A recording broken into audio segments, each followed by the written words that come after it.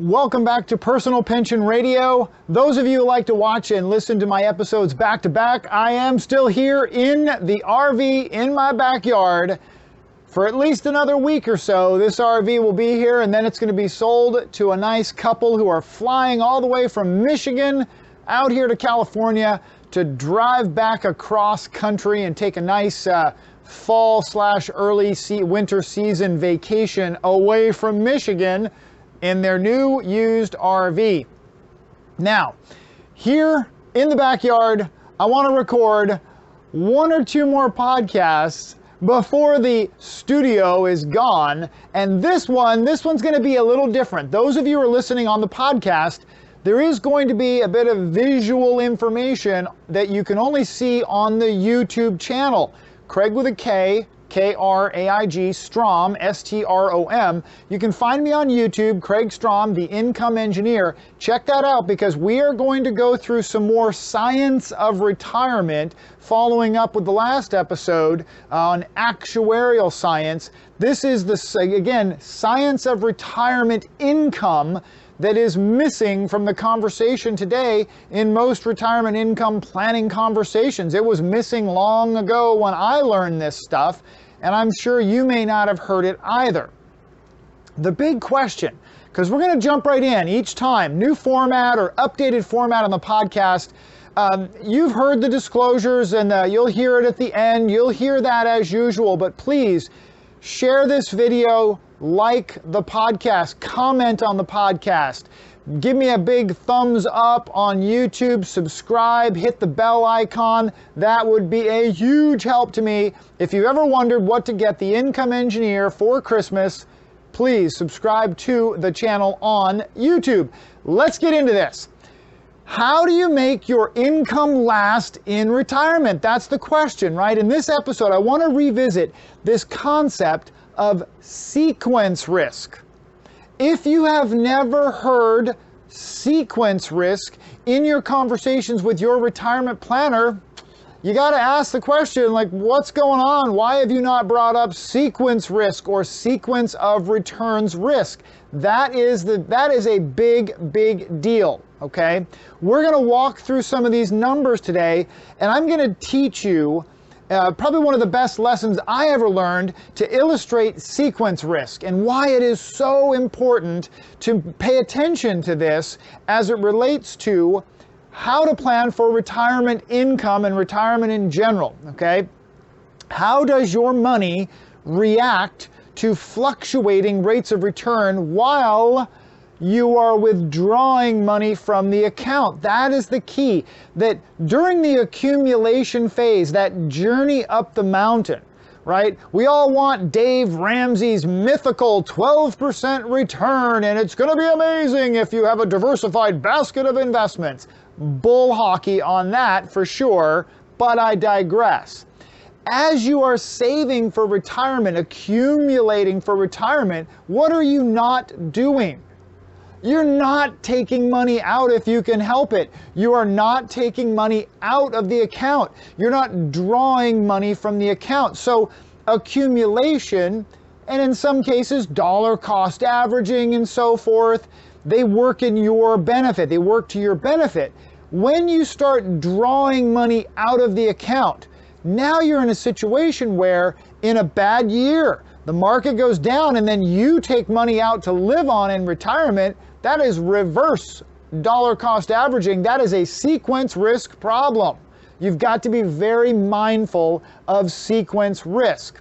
You've got to pay close attention to your draw rate, not the rate of return, or again, like I said, Dave Ramsey's mythical 10 or 12% rate of return. That just isn't something that you should ever hear your retirement planner speak of in regards to a retirement income conversation. If they mention 10%, you are not dealing with an educated retirement income planner.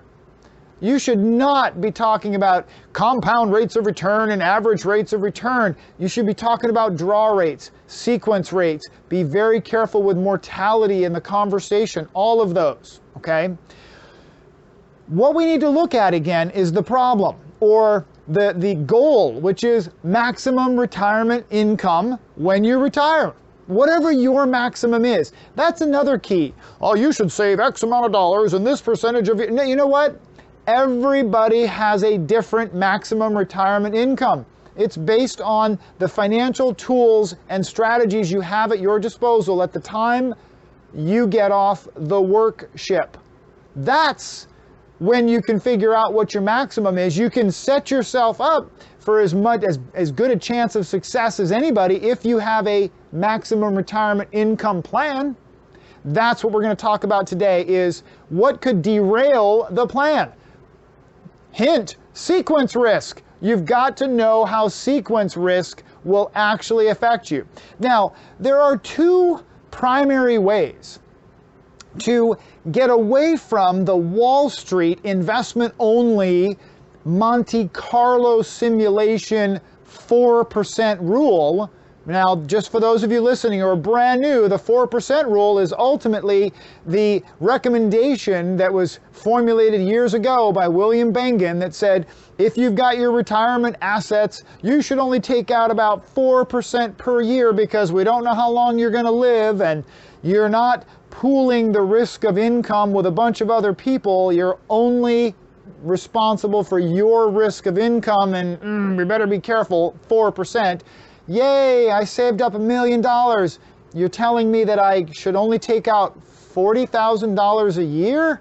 Yep, that's what they're telling you. And oh, by the way, there's about a 10 to 15% chance that you might still run out of money if you take that 4% plan. That's not exciting, right? So how do you get off that Monte Carlo simulation? How do you avoid sequence risk? Number one, you have to have a way to draw income from an asset that is completely uncorrelated to a risk market. Something that is not correlated to an investment risk like Wall Street. That's one way, right? You also may want to have access to an income source that has nothing to do with the market. I mentioned this in my last episode. Maybe if you had access to draw some of your income from an annuity, a guaranteed by the insurance company income. Let me address that. I have to dance around this word guaranteed. Yes, the annuities are guaranteed by the claims paying abilities of the insurance companies, which have never ever missed a payment to a customer in the history of mankind. Nowhere is there a record that I have ever found in 25 years of any insurance company annuity missing a payment to a customer. And yet, I have to say that the guaranteed annuity is guaranteed by the claims paying ability of the company. Yes, they've never missed. I don't know how more guaranteed we could be, but we're not allowed to say that without a disclaimer, which I just gave you twice. So let's move back. What if you were looking for a way to get income from something that was not at all correlated to the stock market? Maybe an annuity, which my mom gets income from 2 separate guaranteed annuities. You know what she never worries about? She never worries about the stock market because she knows her income never changes. It is not affected at all. It is uncorrelated to the stock market. It's uncorrelated. So that's your option. If you had a choice to be able to draw income from a source that wasn't connected to a risk asset, buffered, or perhaps an income source that, again, disconnected, uncorrelated from the market, those are 2 solid ways to actually get an income source that may be higher, potentially, than what you're going to get from a Wall Street only retirement. Let's do this. I really want to share this idea of sequence risk with you. I want you to see the sequence risk in a visual way that was taught to me many years ago. And I got to tell you, it was absolutely one of the best tools that I had ever seen. I'm just going to go ahead and record my screen, and I'll splice this video in with what you're seeing with me right now. Let's get into this right now. Okay, so I just brought up a spreadsheet that I created for a client years ago. I met a client and I said, so what's your retirement income plan? And he said, I'm going to have X millions of dollars when I retire. And I said, no, I didn't ask you that. I said, what is your retirement income plan? He says, I'm going to have X number of millions of dollars when I retire. And I said, well, how much do you think, what percentage of your millions of dollars do you think you're going to be able to draw from your money? Remember, draw rate. And he said, 8%. I said, how did you come up with 8%? Now listen to this. How did you come up with 8%? I asked. And he says, well, I figured my advisors were telling me that we'd been getting about, 9, 10%, average rate of return on our investments. I figure 8% should be okay. He had not heard anything about retirement income. He was within 5 years of retirement, had never heard any of this conversation you're about to have. He was just winging it. He thought average rate of return 10%, Dave Ramsey style, I should be able to take 8 and be okay. So I created this spreadsheet a few years back to talk him through this. And here's what it looks like. So I'm looking off to the right where I'm going to write on my computer. So what I did was I used $1 million. I used $1 million and I said, okay, let's use 1 million because if it's 5 million, it's multiplied by 5. If it's half that, it's half that. Easy numbers, right?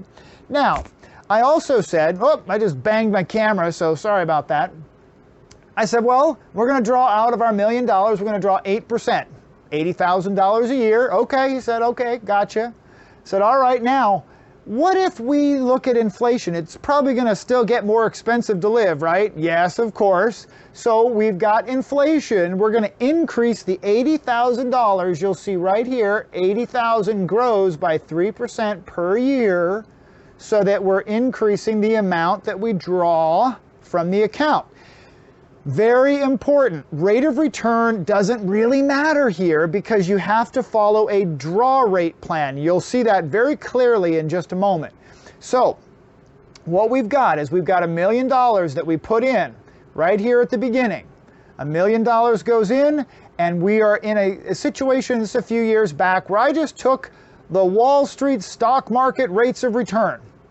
I took Wall Street market returns for the previous 20 years and I subtracted fees.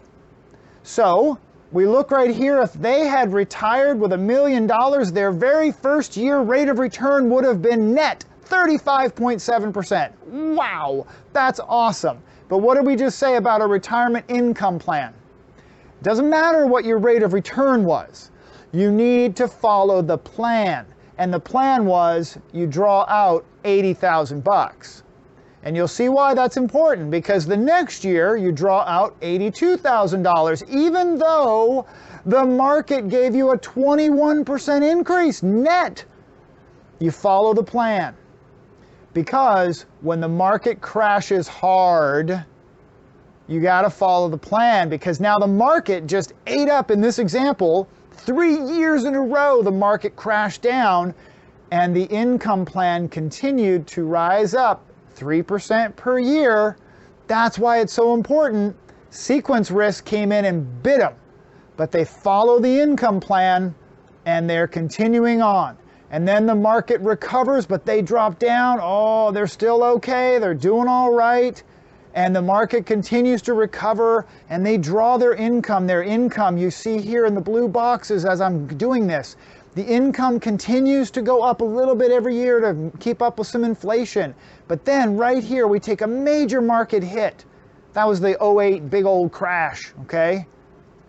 Well, the market takes a huge hit. And by that time, we're trying to live on $121,000 a year. So not only does the market take a big bite, that your income takes a big bite in a bad year, but the market and the account value kind of recover back up in the right direction. And we finish, watch this, with a 10.15% net rate of return. Wow, Dave Ramsey was right. Was he? Really? Maybe. In this exact example, he was right.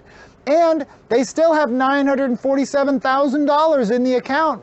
That's not bad 20 years in, right? Not bad. Of course, you might imagine that there's more to the story.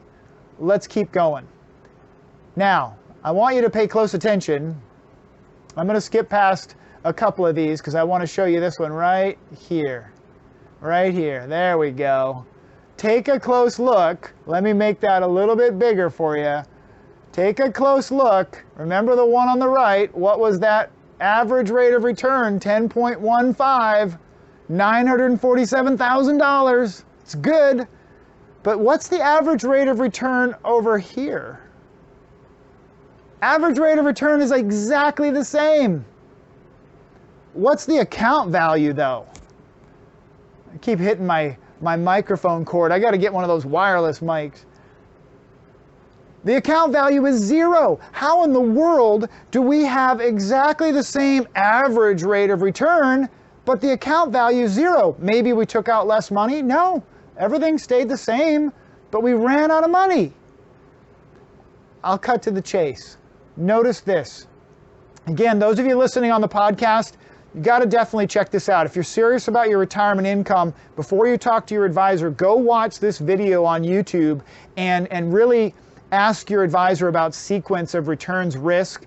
And I'm going to connect the dots right now. Notice up here on the top right, the first rate of return, and down the bottom left. The reason the average rate of return is identical is all I did was flip the sequence. I changed the sequence of the returns on the right. The exact same sequence of returns divided by 20 gives you a 10.15% average rate of return, but if you don't get the sequence in the exact right order, you are broken out of money in 18 years. By the way, the person that I showed this to, his head essentially exploded and he was really mad at his financial advisors and went back and read them the riot act. Now, I mentioned earlier, what if you could have an account that was not at all related to the stock market that gives you the opportunity to draw your income from a source that doesn't have anything to do with the market and maybe give your investment accounts a break for a few years? And you heard me reference this idea of a buffer. What if you had a money account? What if you had a guaranteed life insurance account or a money market account or something that was totally insulated from the market, that if you have a down year in your investment account, that you could draw your income from that uncorrelated source and give your investment account time to recover, so you're not double dipping in those years. Notice here, the exact same example, everything's the same on the left. Remember, you had $947,000 at the end of 20 years, but if you gave the account a break just 3 times out of 20, if you drew your income from an uncorrelated source, a buffer, you have $1.6 million 20 years in. That's awesome. How about the one where you ran out of money on the other side? If you give the account a break 3 times, instead of running out of money, you have $534,000 left. You're still in the game. You've got to have a retirement income strategy. If you want to talk about your strategy, send me an email, Craig with a K at craigstrom.com, KRAIGSTROM.com, Craig at craigstrom.com. Send me an email today. Let's talk about your retirement income strategy. Don't forget, give me a big thumbs up on the video. If you're on the podcast, make sure you leave me a comment, share it. Really appreciate the support. We'll talk to you soon. Bye for now.